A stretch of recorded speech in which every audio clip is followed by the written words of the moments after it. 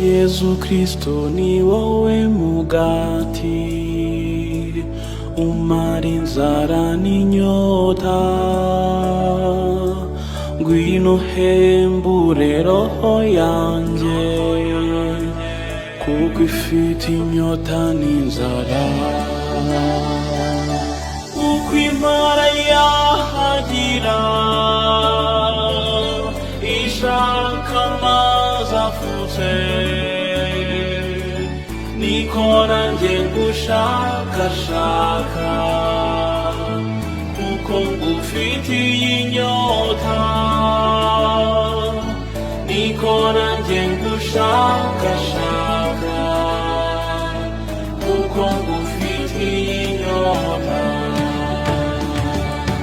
Yesu Kristo uburyohe bwanjye ufitiye urukumbuzi, ni ryari nzakubona muzi wanjye twibanire. Kuko impara yahagira ishaka amazi afutse, niko nanjye ngushakashaka kuko ngufitiye inyota,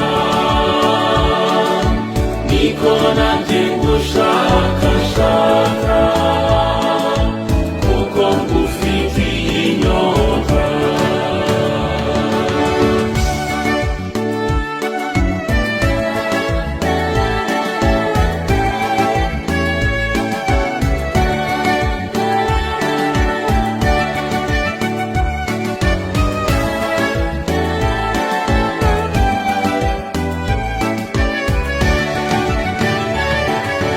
Yesu Kristo umwami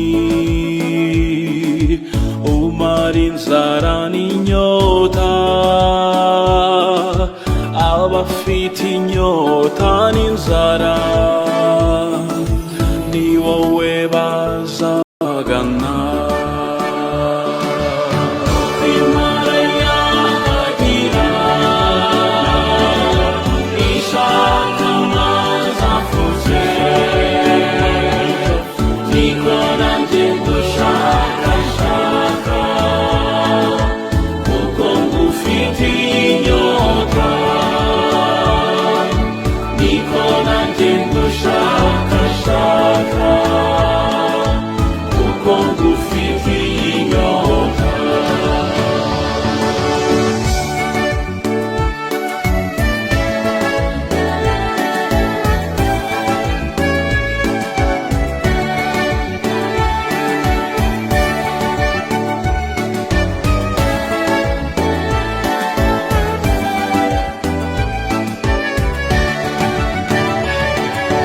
Yesu Kristo umukunzi wanjye, magutungwa nawe,